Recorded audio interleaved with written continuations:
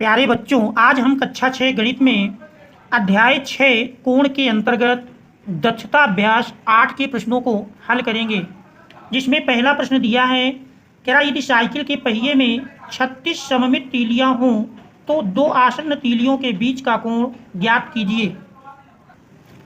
प्रश्न नंबर 1, हम जानते हैं संपूर्ण कोण 360 अंश होता है और उसको 36 समान भागों में वितरित करने पर दो आसन्न तीलियों के बीच का कोण बराबर मिलेगा। संपूर्ण कोण में हम 36 से भाग दे देंगे। संपूर्ण कोण का मान जानते हैं 360 अंश बटे 36 बराबर 10 अंश मिल जाएगा। तो इस प्रकार से दो आसन्न तीलियों के बीच का कोण 10 अंश होगा। तो ये हमारे पहले प्रश्न का आंसर होगा। इसके बाद दूसरे प्रश्न में कह रहा है, कोणों 60 अंश, 120 अंश, 140 अंश, 150 अंश के संपूरक कोण ज्ञात कीजिए। 60 अंश का यदि हम संपूरक कोण निकालें तो 60 अंश का संपूरक कोण बराबर होगा,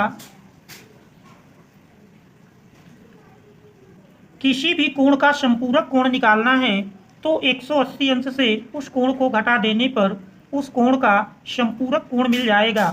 इस प्रकार से 60 अंश का संपूरक कोण बराबर 180 माइनस 60 अंश बराबर 120 अंश मिल जाएगा। इसी प्रकार से 120 अंश का संपूरक कोण यदि हम निकालें तो 120 अंश का संपूरक कोण बराबर 180 माइनस 120 अंश घटाएंगे बराबर 60 अंश मिल जाएगा। फिर पूछ रहा है 140 अंश का, तो 140 अंश का संपूरक कोण बराबर 180 माइनस 140, 180 से 140 घटाएंगे तो देख रहे हैं 40 अंश मिल जाएगा। इसी प्रकार से 150 अंश का संपूरक कोण यदि निकालें तो 150 अंश का संपूरक कोण बराबर 180 अंश माइनस 150 अंश बराबर 30 अंश मिल जाएगा। तो ये हमारे इस दूसरे प्रश्न का आंसर होगा। इसके बाद फिर देख रहे हैं तीसरा प्रश्न दिया है।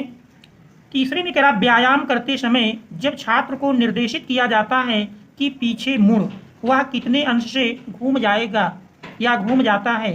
तो देख रहे हैं इस प्रश्न में पीछे मुड़, तो देख रहे हैं स्थित सीधे, जैसे सीधे खड़ा है यदि हम प्रश्न नंबर 3 को देखें, इस डायरेक्शन में है और पीछे मुड़ेगा तो सीधे इस डायरेक्शन में आ जाएगा। तो ऐसी स्थिति में 180 अंश घूम जाएगा।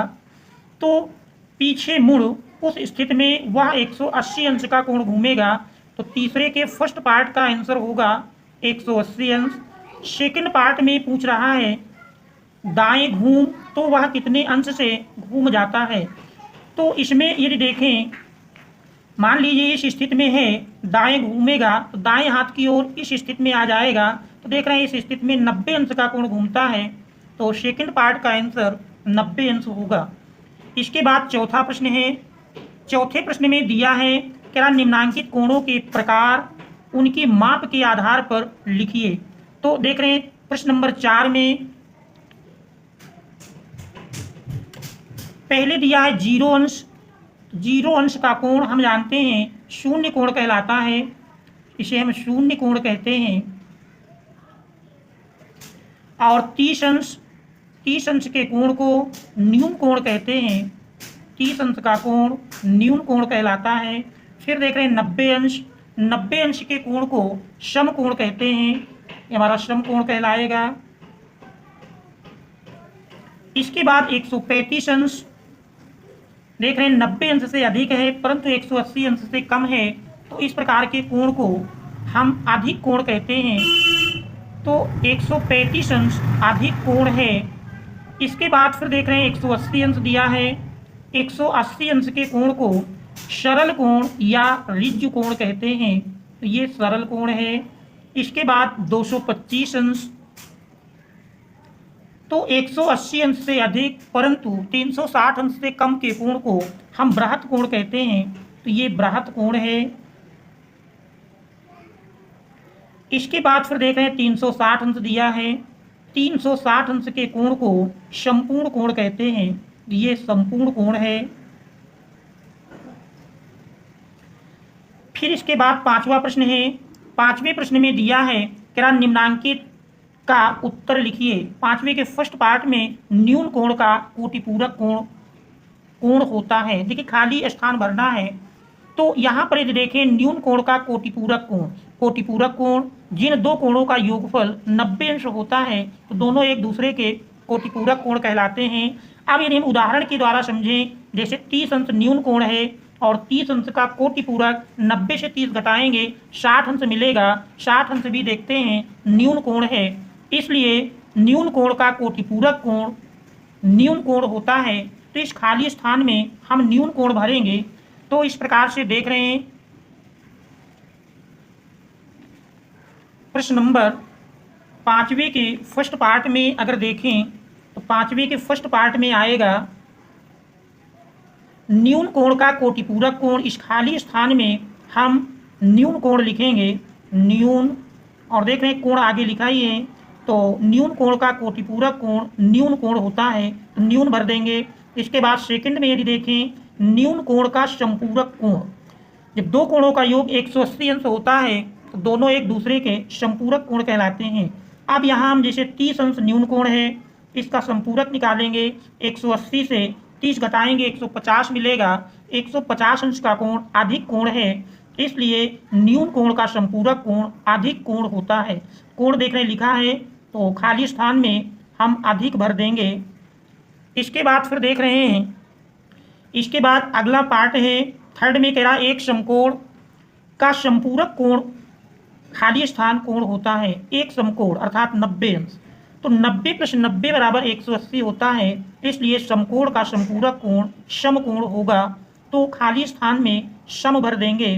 तो थर्ड पार्ट में सम, आगे देख रहे हैं कोण लिखा ही है। इसके बाद चौथा पार्ट है, चौथे में कह रहा अधिक कोण का संपूरक कोण होगा। अब देख रहे हैं जैसे अधिक कोण 120 अंश है, 120 का संपूरक 180 से 120 घटाएंगे 60 अंश मिलेगा, जो कि न्यून कोण है। तो चौथे पार्ट में न्यून भरा जाएगा। तो चौथा पार्ट न्यून कोण देख रहे हैं आगे लिखा ही है। इस प्रकार से पांचवें प्रश्न के ये आंसर हो जाएंगे। इसके बाद फिर देख रहे हैं छठे प्रश्न में लिखा है निम्नांकित कोणों के कोटिपूरक कोण ज्ञात कीजिए। तो इन प्रश्नों के हमको कोटिपूरक कोण का मान ज्ञात करना है। तो यहाँ पर देख रहे हैं 30 अंश का कोटिपूरक कोण मिलेगा। 90 अंश से हम 30 अंश घटा देंगे। तो देख रहे हैं प्रश्न नंबर 6। तो प्रश्न नंबर 6 में आपका दिया है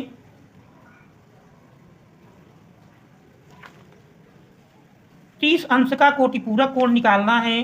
तो इस प्रकार से 30 अंश का यदि हम कोटिपूरक कोण देखें,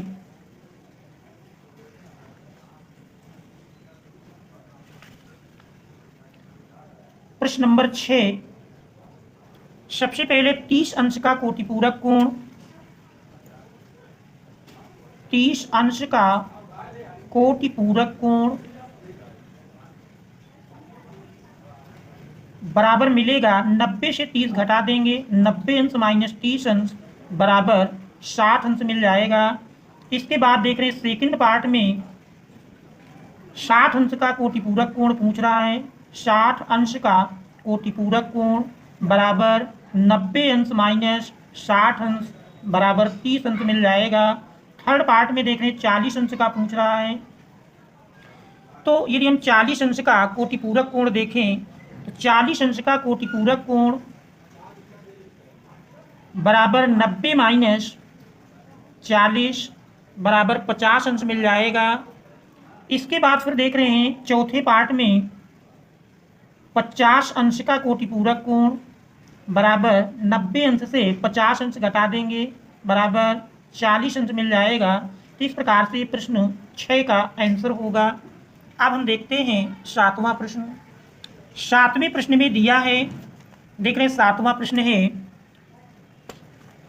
7वें में कह रहा निम्नांकित चित्रों में यक्ष का मान बताइए। देख रहे हैं 4 चित्र बने हैं और चारों चित्रों से हमको यक्ष का मान ज्ञात करना है। तो यहाँ पर देखें पहले चित्र में प्रश्न नंबर 7 और 7 का देख रहे हैं पहले पार्ट में देख रहे हैं फिगर में 2 आसन्न कोण हैं जिनका योगफल। तो यहाँ पर देख रहे हैं 2 आसन्न कोण यानी x + 2x बराबर 180 अंश होगा तो x प्लस 2x बराबर 180, 3x बराबर 180 या x बराबर 180/3 सरल कर लेंगे, 3×6 18 तो x बराबर 60 मिल जाएगा। तो फर्स्ट पार्ट का आंसर 60 होगा। फिर देख रहे हैं सेकंड पार्ट में, यदि देखें तो सेकंड पार्ट में x प्लस 30, देख रहे हैं इन दोनों आसन्न कोणों का योगफल 90 अंश के बराबर बनेगा। तो x प्लस 30 अंश बराबर 90 अंश, इसलिए x बराबर 90 अंश माइनस 30 अंश पक्षांतर करेंगे, माइनस में जाएगा और 90 अंश से 30 अंश घटा देंगे बराबर 60 अंश मिल जाएगा। फिर देख रहे हैं तीसरे चित्र में देखें तो ये हमारा एक बृहत कोण लिखा है और यहाँ पर देख रहे हैं ये कोण हमारा 30 अंश है, जबकि पूरा कोण x अंश है। तो यक्ष से देख रहे हैं पूरा कोण यक्ष है और ये हमारा 30 है, तो रेखीय युग्म के अनुसार या कहें ऋजु कोण से ये पूरा हमारा 180 अंश होगा। तो इसमें हम देख रहे हैं यक्ष हमारा 180 प्लस 30 जोड़ने पर बराबर मिलेगा। तो देख रहे हैं यक्ष का मान मिलेगा 180 अंश प्लस 30 अंश, क्योंकि इस रेखा पर बना कोण 180 अंश का होता है और नीचे की ओर देख रहे हैं 30 अंश है, दोनों को जोड़ देंगे यही संपूर्ण कोण हमारा पूरा x के बराबर मिलता है। 180 प्लस 30 बराबर 210 अंश मिल जाएगा।